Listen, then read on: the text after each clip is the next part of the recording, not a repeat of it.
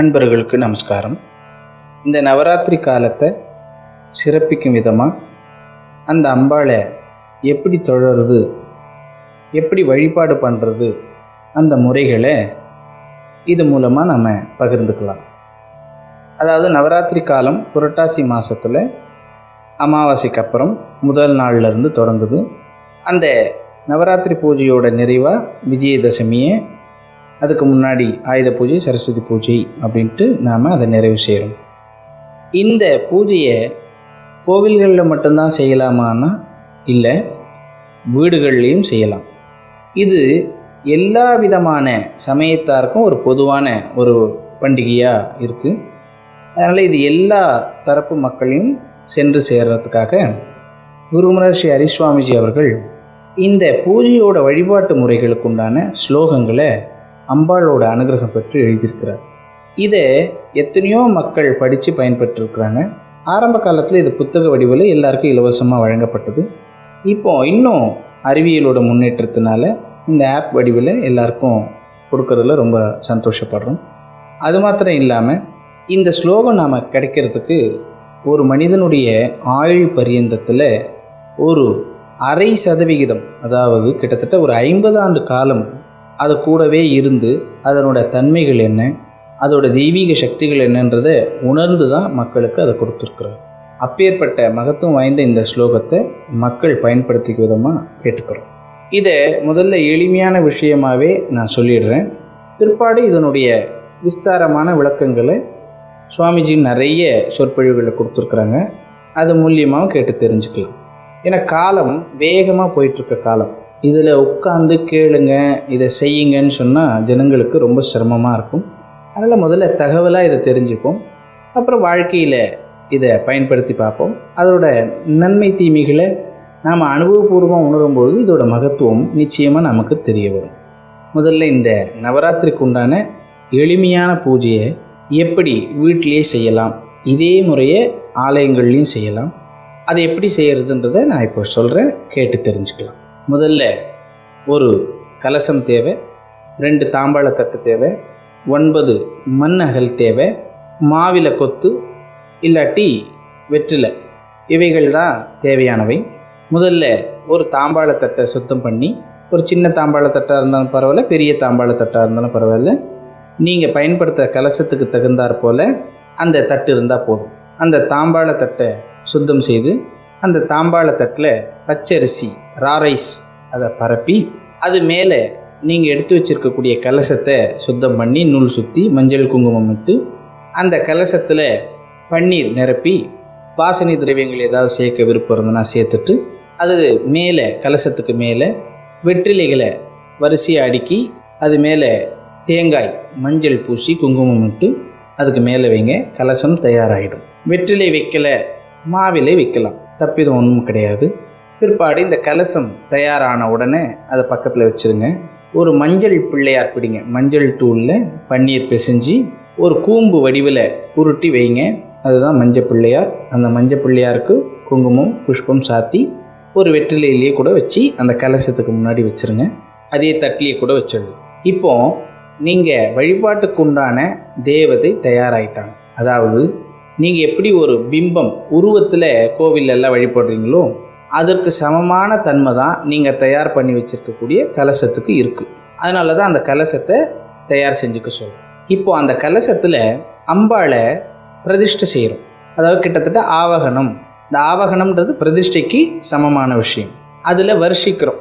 இந்த மாதிரி அம்பாளான துர்கை உன்னை 9 நாள் நான் கொண்டாட போகிறேன், அதனால் இந்த கலசத்துக்குள்ளே எழுந்துருளை பண்ணு அப்படின்றது தான் ஆவகனம். அந்த கலசத்துக்குள்ளே அம்பாளை ஆவாகனம் செய்கிறோம். அந்த ஆவாகனம் செய்யக்கூடிய தன்மையில் அம்பாள் இறங்கிடுறாங்க. அப்புறம் அந்த கலசத்துக்கு வஸ்திரம், இப்போ ஒவ்வொரு நாளுக்கும் ஒவ்வொரு நிறம் இருக்குது. அதாவது 9 நாளுக்கு உண்டான ஒவ்வொரு நிறம் இருக்குது. அந்த நிறத்தில் அம்பாள் வஸ்திரம் தரிச்சிருப்பாங்க.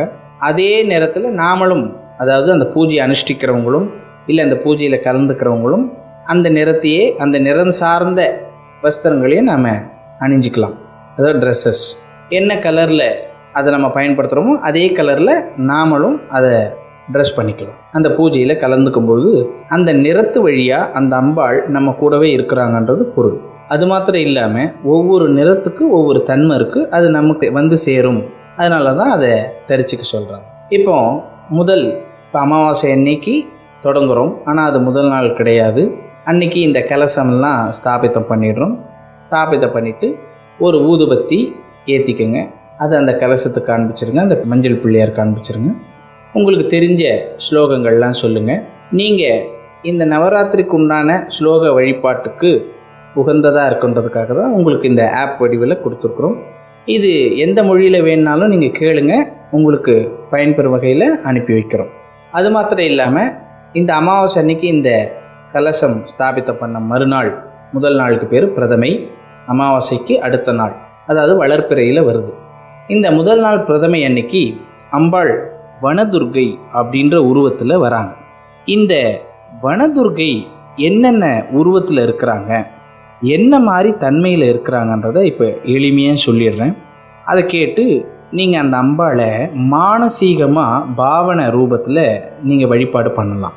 இந்த அம்பாள் ஏன் வனதுர்கைன்னு முதல்ல பேர் வச்சிருக்கிறாங்க அப்படின்னா, ஆதி காலத்தில் இந்த உலகமானது கடலுக்குள்ளே மூழ்கி இருந்தது.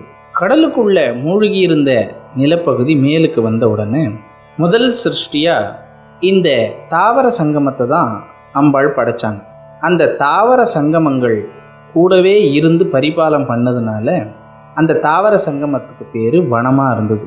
அதாவது வனம்னா காடு, ஃபாரஸ்ட், ஜங்கிள்னு இப்போ சொல்கிறோம் இல்லையா, அந்த மாதிரி அந்த வனப்பிரதேசத்துக்குள்ளே தன்னை ஐக்கியப்படுத்திக்கிறதுனால அந்த அம்பாளுக்கு பேர் வனதுர்கை அப்படின்னு சொல்கிறோம்.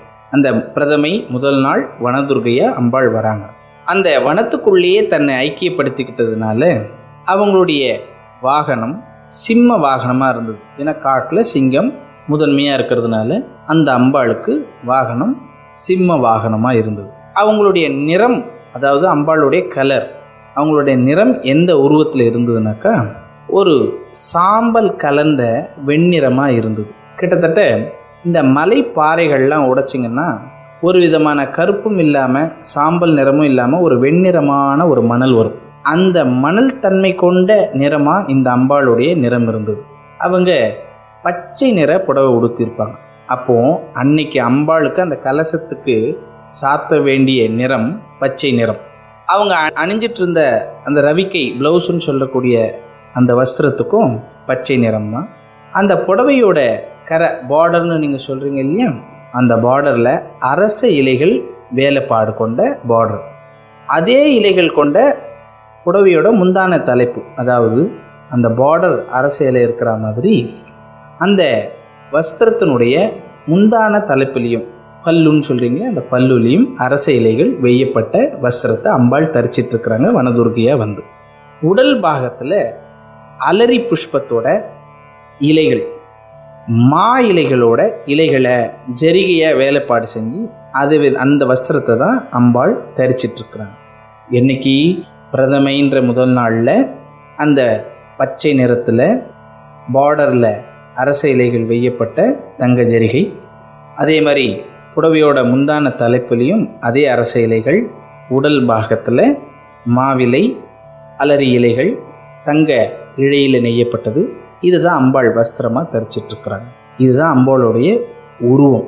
இது போல் இருக்கக்கூடிய அம்பாளை நாம் ஸ்தோத்திரம் பண்ணுறதுக்காக தான் நமக்கு அஷ்டோத்திரமாக சுவாமிஜி அவங்க 108 மந்திர நாமாவளிகளை கொடுத்துருக்குறாங்க.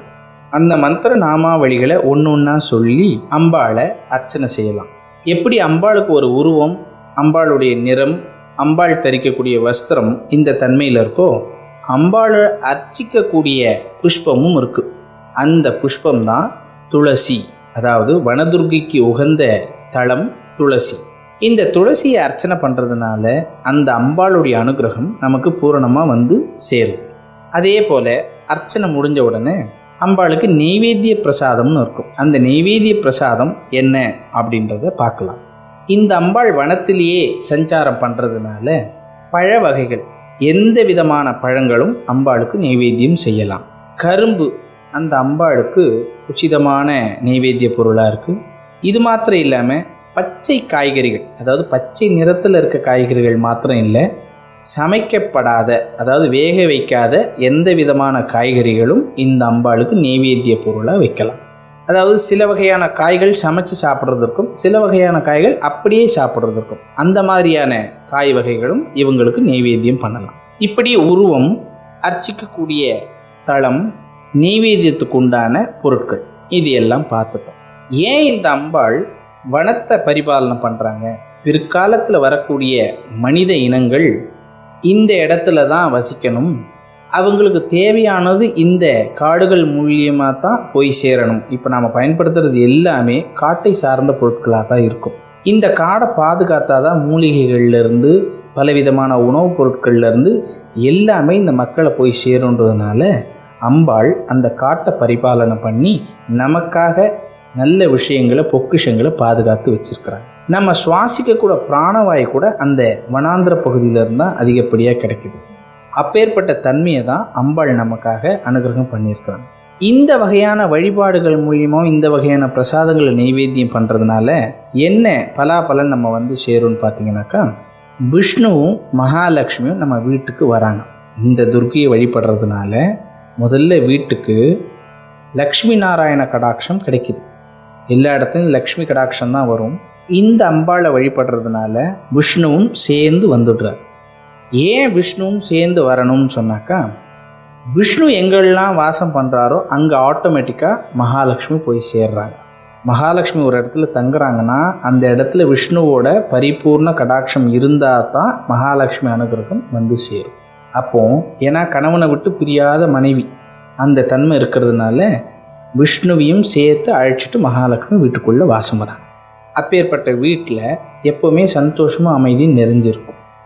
அப்போ ஒரு வீட்டில் முக்கியமாக எந்த சம்பத்து இல்லைனாலும் நோய் நொடின்றது வரக்கூடாது. இந்த அம்பாளை வழிபடுறதுனால என்ன விதமான நோய்கள் நம்ம விட்டு போகுது அப்படின்றத நம்ம தெரிஞ்சுக்கிறோம். அதாவது உடலில் ஏற்படக்கூட அதீதமான கொழுப்புகள் சேர்றது கிடையாது. குறிப்பாக ஹிருதயத்தில் சேரக்கூடிய கொழுப்பு, இப்போ நிறைய ஹார்ட் அட்டாக்லாம் உண்டாகுது இல்லைங்களா, அந்த ஹார்ட் அட்டாக்கெல்லாம் வராமல் இருக்கிறதுக்கு தேவையில்லாத கொழுப்புகள் உடலில் சேர்றது. அந்த கொழுப்புகளை உடலில் சேர விடாமல் தன்மையை கொண்டு வர்றது இந்த வனதுர்க்கைன்ற அம்பாள். அது மாத்திரம் இல்லாமல் நம்ம மூளையில் சில விதமான கட்டிகள் இருக்கும். அந்த கட்டிகள் கொழுப்பு மூலியமாகவே கூட உண்டாகும். இப்போ தான் நிறைய உடலில் மேலுக்கு உண்டான கட்டிகள் வெளிப்படுது, அது கொழுப்பு கட்டிகள்னு சொல்கிறாங்க. இது கண்ணுக்கு தெரியுது. மூளையில் கண்ணுக்கு தெரியாத சில கொழுப்பு கட்டிகள் உண்டாகும். அதை கரைக்கக்கூடிய தன்மை இந்த அம்பாளுக்கு இருக்குது. நரம்பு தளர்ச்சி மூலியமாக சில பக்கவாதங்கள்லாம் வரும். பெராலிசஸ் அப்படின்ற நோய்கள், அதாவது வலது பக்கம் மூளையில் ஏதாவது பாதிப்பு இருந்தால் இடது பக்கம் செயலிழந்து போகும், இடது பக்கம் மூளை ஏதாவது பாதிப்பு இருந்தால் வலது பக்கம் செயலிழந்து போகும். இந்த தன்மையிலிருந்து வெளிவரத்துக்கு வெகு நாட்கள் ஆகும். சிலருக்கு வராமலே கூட போகும். இந்த நோயே வராமல் அனுகிரகம் பண்ணக்கூடிய அம்பாள் இந்த வனதுர்க்கை. அது மாத்திரம் இல்லாமல் இந்த தேவதையை வழிபடும்போது பலவிதமான சுவாச பிரச்சனைகள் தீர்ந்து போகும். அதாவது மூச்சே விட முடியல, வீசிங் ட்ரபிள் இருக்குது, அதாவது நுரையீரல் அதிகப்படியாக விரிஞ்சு கொடுக்க மாட்டேங்குது, இந்த மாதிரி சுவாச பிரச்சனைகள் இந்த அம்பாளை வழிபடுறதுனால நிவர்த்தி ஆகும். அப்போது இவ்வளவு நன்மைகளை இந்த அம்பாள் வழிபாட்டினால நாம் எடுத்துக்கிறோம். நோயற்ற வாழ்வே குறைவற்ற செல்வம்னு சொல்கிறோம். செல்வமும் வந்துடுது, நோயற்ற வாழ்வும் வந்துடுது. அப்போ இந்த வகையான அம்பாளை நாம் தொடர்றது ஒன்றும் தப்பிதம் இல்லை. அதை தெரிஞ்சுக்கிறோம். நாம் இந்த அளவுக்கு மகோன்னதமான இந்த வனதுர்க்கையை நம்மளுடைய வாழ்க்கையில் ஒரு நாளாவது தொழக்கூடிய சந்தர்ப்பத்தை அம்பாள் கொடுத்ததுக்கு நாம் ரொம்ப சந்தோஷப்படுறோம். இது போல தான் இந்த பூஜை முறைகளை நாம் ஒவ்வொரு நாளும் எடுத்து செய்யணும். இப்போது இந்த விஷயங்கள்லாம் நாம் தெரிஞ்சுக்கிறதுக்கு ஏதுவாக இந்த புத்தக வழிவில் எழுத முடிஞ்சது. ஆனால் ஆப்பில் நிறைய இடம் பிடிச்சிக்கும், அதனால் டவுன்லோட் செய்கிறது ரொம்ப சிரமமாக இருக்குன்றதுனால தான் உங்களுக்கு இந்த ஆடியோ மூலியமாக இந்த பூஜை வழிபாட்டு முறைகளை உங்களுக்கு கொடுக்குறோம். இது மூலியமாக கேட்டு பயன்பெறுங்க. இதை கூட ரொம்ப சொல்ல முடியல. ஏன் இதை சொல்ல முடியல அப்படின்னாக்கா, இந்த விஷயங்கள்லாம் நம்ம அடையிறதுக்கு நிறைய காலதாமதம் ஏற்படுது. அது மாத்திரம் இல்லாமல் இந்த விஷயங்களை நாம் தெரிஞ்சுக்கிறதுக்கு ரொம்ப நேரம் எடுத்துக்க வேண்டியதாக இருக்குது. அதுக்குண்டான நேரத்தை நாம் ஒதுக்கிறது இல்லை. இந்த நேர தன்மையினால தான் இதை சுருங்க சொல்கிறோம். இல்லாட்டி அம்பாளோட தன்மைகள் என்னென்ன இருக்குன்றத விஸ்தாரமாக பார்க்கலாம்.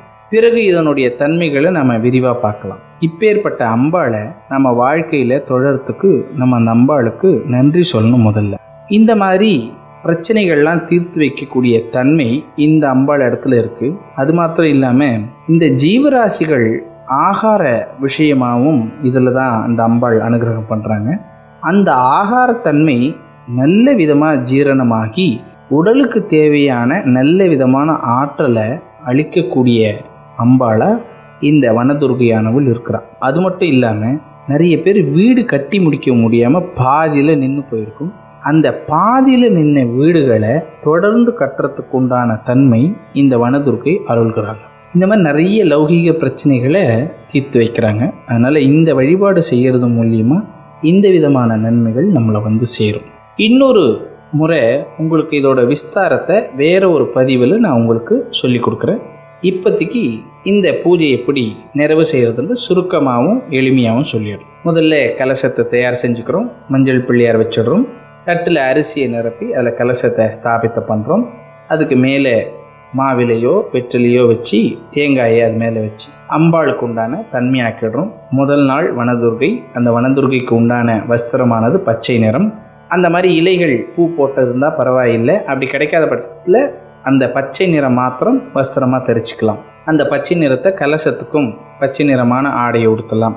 இந்த மாதிரி உடுத்தும்போது வனதுர்கை அம்பாள் வராங்க.